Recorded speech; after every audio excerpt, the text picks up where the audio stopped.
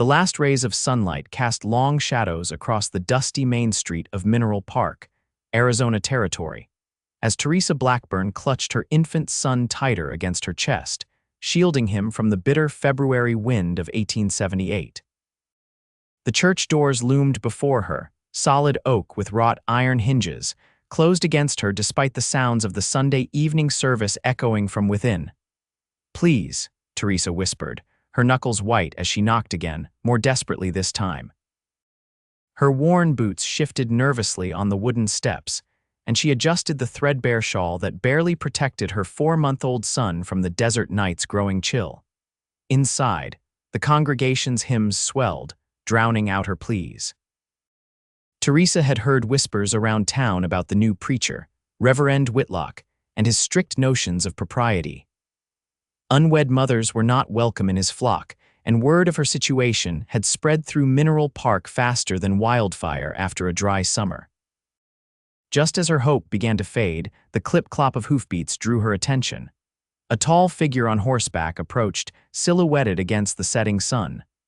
The rider dismounted with fluid grace, tying his horse to the hitching post before striding toward the church. "Evening, madam," he said, his voice low and gentle.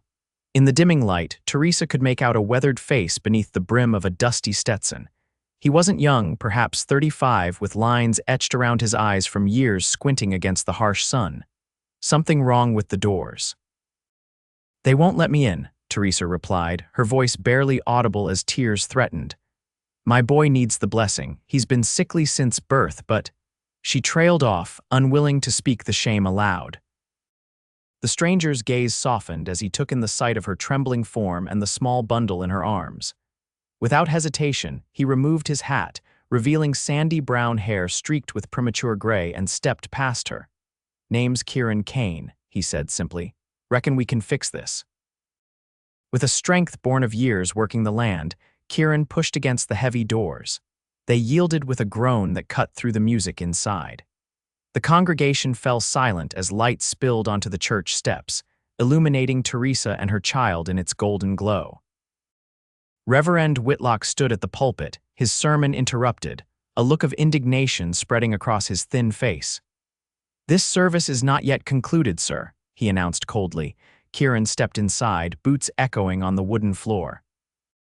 "Neither is the Lord's work of mercy, Reverend," he replied, his voice carrying to every corner of the hushed church. He turned, extending a calloused hand to Teresa. "Come in, madam. This house belongs to God, not men." Teresa hesitated only a moment before taking his hand, her heart pounding as she stepped into the warmth of the church. Whispers rippled through the congregation, some disapproving, others curious. Kieran led her to an empty pew, ignoring the stares that followed them. As they sat down, he offered a reassuring nod. Teresa felt something unfamiliar stir within her, not just gratitude, but a flicker of something she'd thought had died months ago when she'd found herself alone in the world with a child on the way. It was hope. Reverend Whitlock cleared his throat, attempting to regain control of his congregation.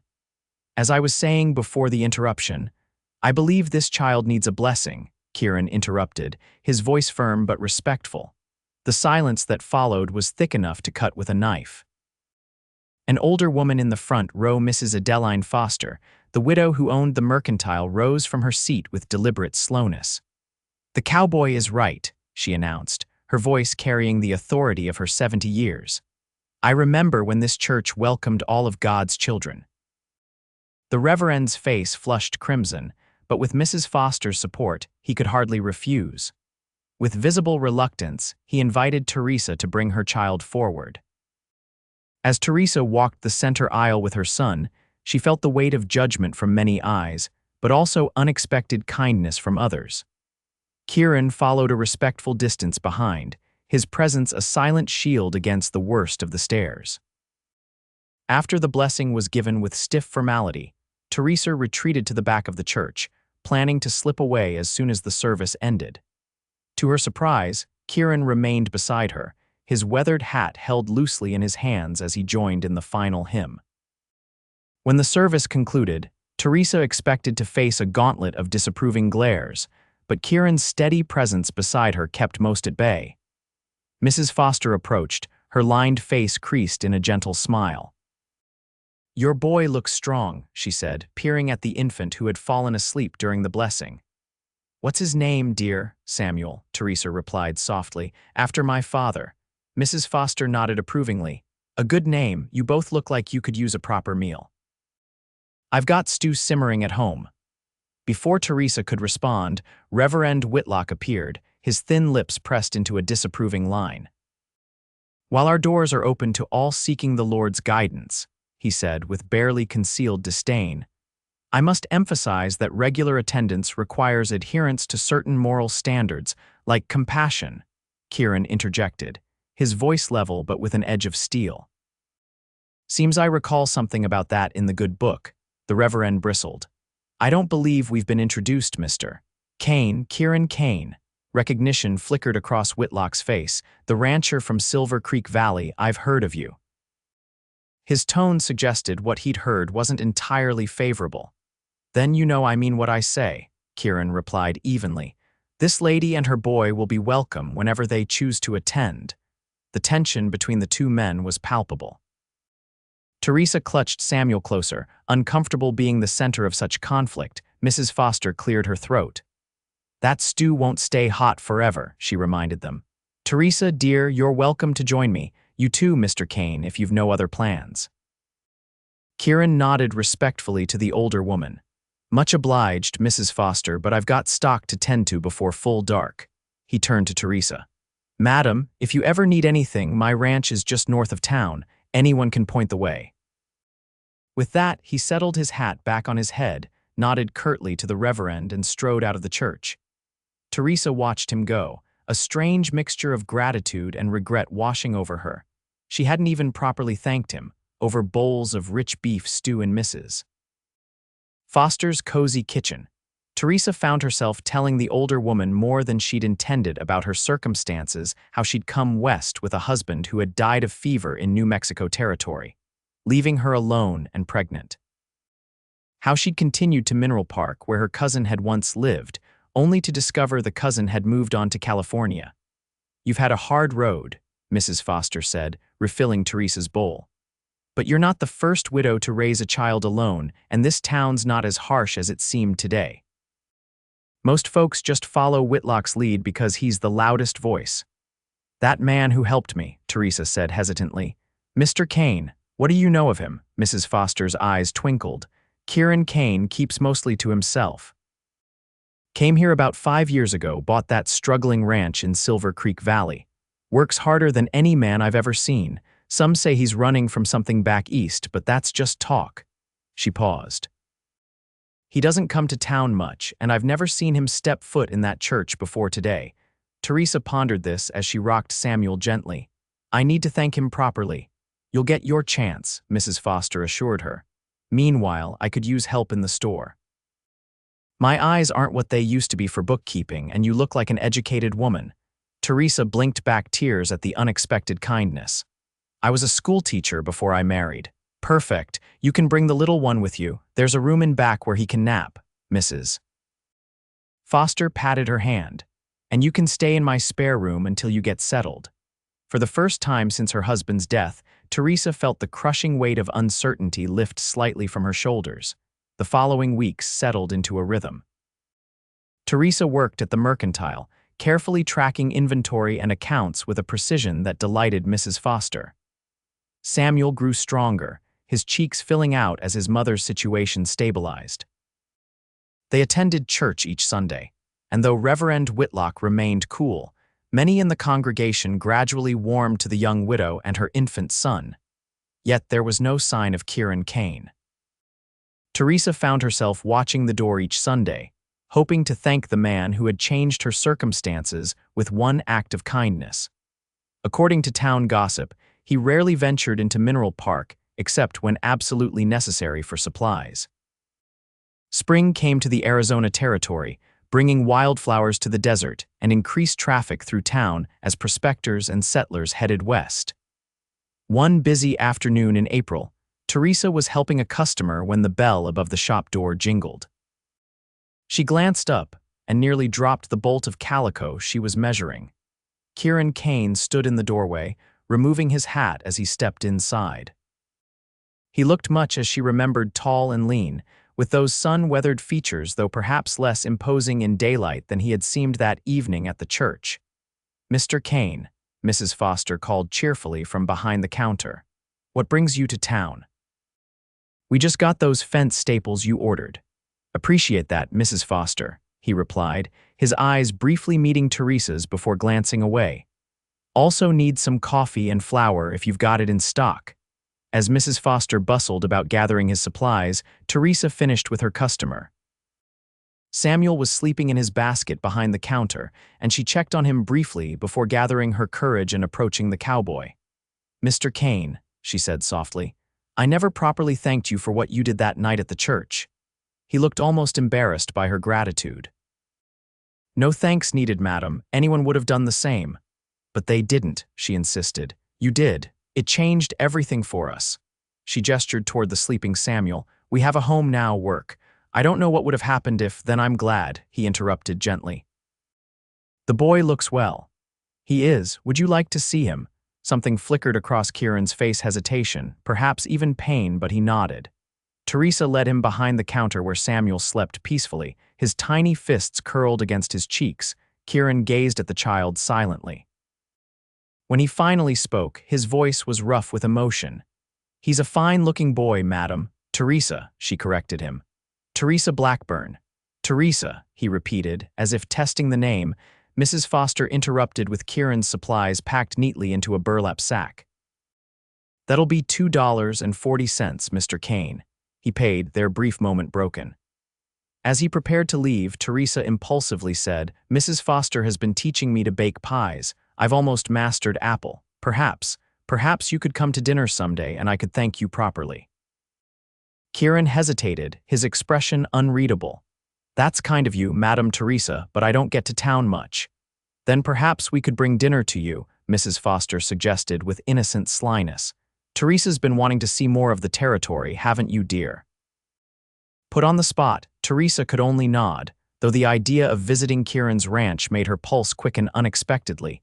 Kieran looked between the two women, clearly recognizing he was outmaneuvered.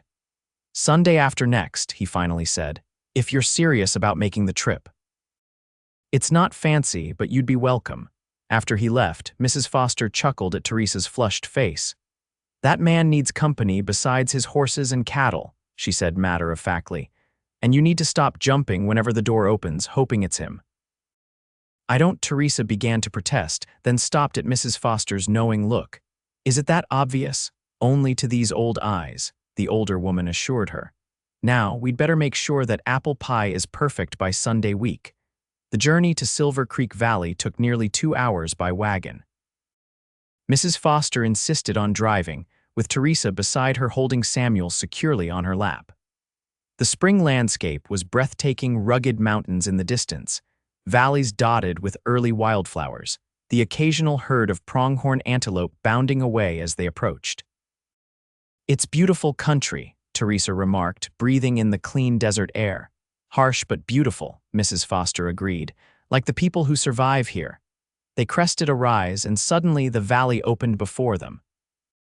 A modest ranch house stood in the center, with a barn, corral, and several outbuildings nearby. Cattle grazed on the surrounding grassland, and a creek, presumably Silver Creek, wound its way through the property. "Not what you expected?" Mrs. Foster asked, noting Teresa's expression. "It's larger than I imagined," Teresa admitted. "And more established." As they approached, Kieran emerged from the barn, squinting against the midday sun. He'd clearly been working. His shirt sleeves were rolled up, revealing tanned forearms, and there were smudges of dirt on his faded denims. "Ladies," he called, striding toward them, "you made it." He helped Mrs. Foster down from the wagon with careful respect, then turned to assist Teresa. His hands were warm and strong as they circled her waist, lifting her effortlessly to the ground. "Thank you for having us," Teresa said, adjusting Samuel in her arms. The baby was awake and alert, his eyes wide as he took in the new surroundings. "Place isn't used to visitors," Kieran said, almost apologetically as he led them toward the house. "But I did my best to tidy up." The ranch house was simple but well built, with a main room containing a stone fireplace, solid wooden furniture, and bookshelves that surprised Teresa with their contents volumes of history, philosophy, and literature, alongside practical manuals on ranching and veterinary medicine. "You're a reader," she observed, running her fingers along the spines. "Winter nights get long," he replied simply. The meal was surprisingly pleasant. Kieran had prepared a hearty beef stew that had been simmering all morning, and they contributed fresh bread, the promised apple pie, and a jar of Mrs. Foster's preserved peaches. As they ate, Teresa learned more about Kieran's ranch, how he'd built it up from nearly nothing, the challenges of raising cattle in the territory, his plans for expansion. He spoke with quiet passion about his work, and she found herself drawn to his thoughtful nature. After the meal, Mrs. Foster declared, "These old bones need a rest before the journey back," and promptly settled herself into a comfortable chair for what was clearly going to be a deliberate nap. Kieran caught Teresa's eye with a hint of amusement. "Would you like to see the rest of the place? The view from the north pasture is worth the walk."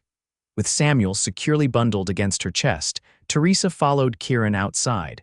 They walked in companionable silence for a while, until curiosity got the better of her. How did a man who reads philosophy end up ranching in Arizona territory? She asked. He glanced at her with surprise, then looked away toward the distant mountains. "Needed a fresh start," he said finally. "Was a lawyer back in Boston, had a practice with my father and brother." "What happened?" Kieran was quiet for so long that Teresa thought he wouldn't answer. When he did, his voice was carefully neutral. "Lost my wife and daughter to scarlet fever, couldn't bear to stay where everything reminded me of them." Teresa's heart constricted. "I'm so sorry," she whispered. "How long ago?" 6 years this July." He turned to her, his expression softening. "Mrs. Foster mentioned you're a widow." Teresa nodded. 8 months now. Thomas died of fever in New Mexico. We were heading west to join my cousin." She stroked Samuel's head gently. "He never got to meet his son." They reached a rise overlooking the valley, where wildflowers nodded in the breeze and the view stretched for miles in every direction. Kieran stopped, giving her time to take in the panorama. "It helps," he said quietly. "The open space, room to breathe when grief closes in." "Yes," Teresa agreed, understanding exactly what he meant. "It does." They stood side by side, watching an eagle soar on thermal currents high above. Samuel gurgled happily, reaching toward a butterfly that fluttered past. "He likes it here," Kieran observed, his voice warm. "He does," Teresa replied, then added impulsively, "So do I." Their eyes met, and something passed between them, a recognition, perhaps, of kindred spirits who had both known loss and were cautiously finding their way back to living.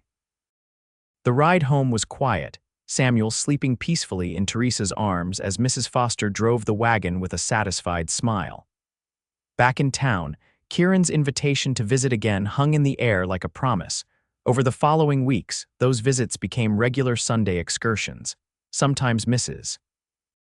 Foster accompanied them, but increasingly she found excuses to remain in town, sending Teresa and Samuel to the ranch with baskets of food and knowing smiles. May bloomed into June, and Teresa found herself looking forward to those Sundays with an eagerness that both thrilled and frightened her. Kieran was always waiting, his face lighting up when they arrived, though he tried to hide it behind his usual reserve. They fell into an easy pattern.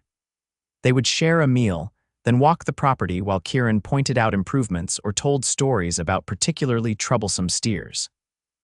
Sometimes they simply sat on the porch, watching the changing light on the mountains while Samuel played on a blanket at their feet.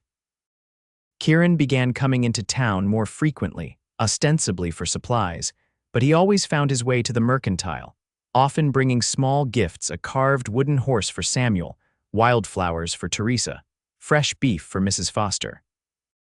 Reverend Whitlock noticed the Cowboy's increased presence in town and at church services, where Kieran now sat beside Teresa and Samuel each Sunday.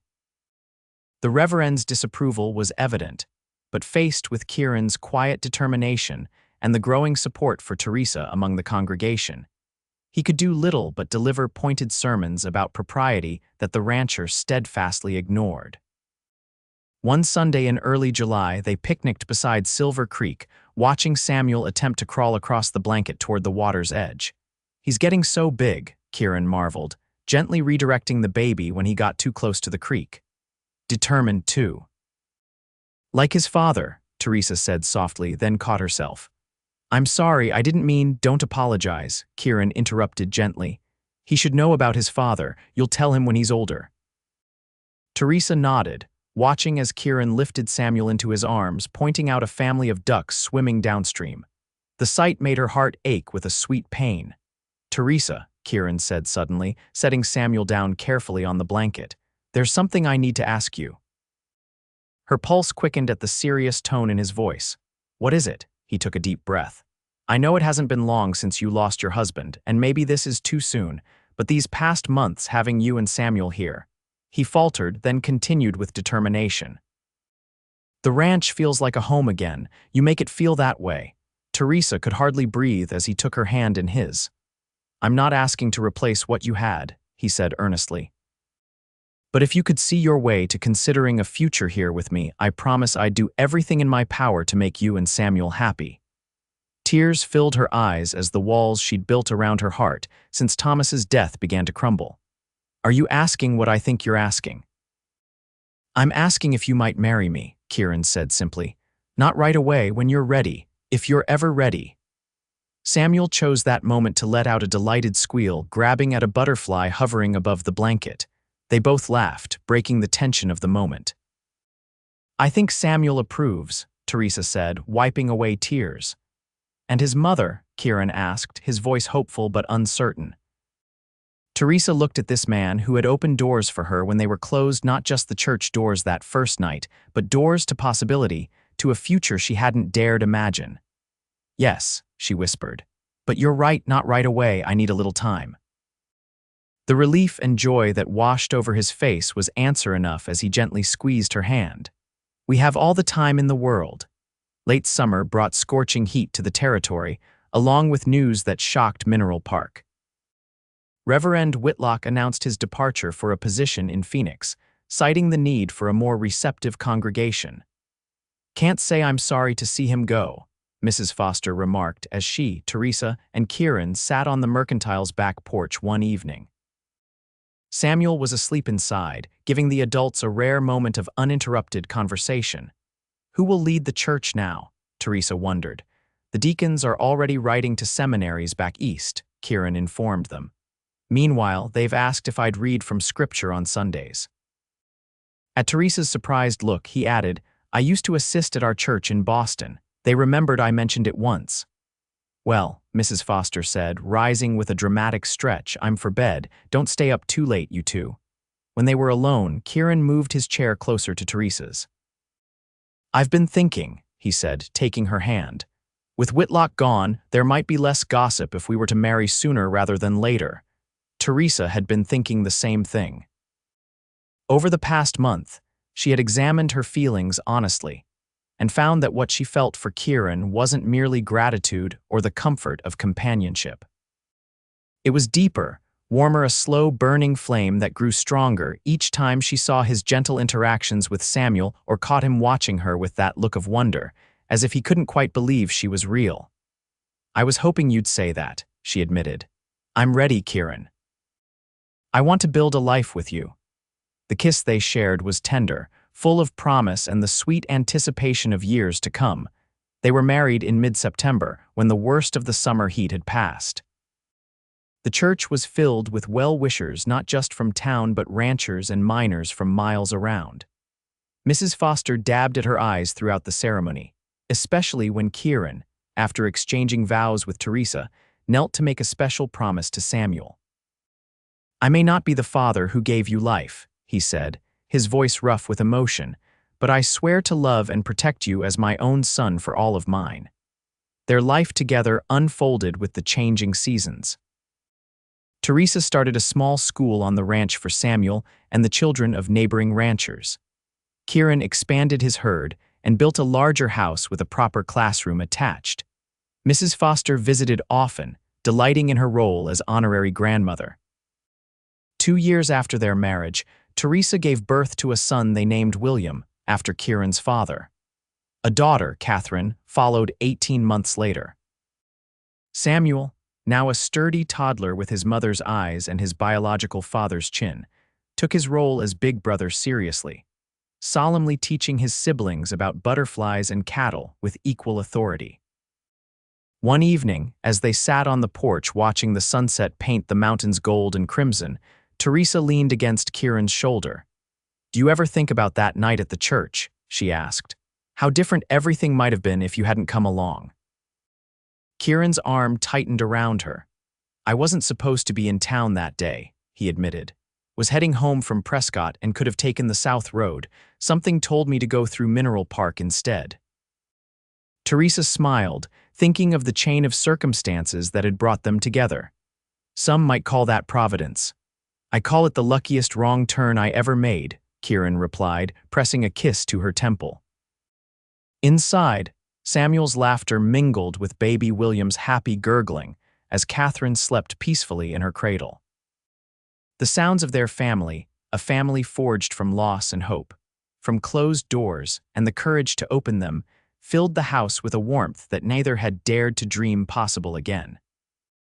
As the first stars appeared in the darkening sky, Teresa silently thanked whatever force had guided Kieran to the church steps that February evening.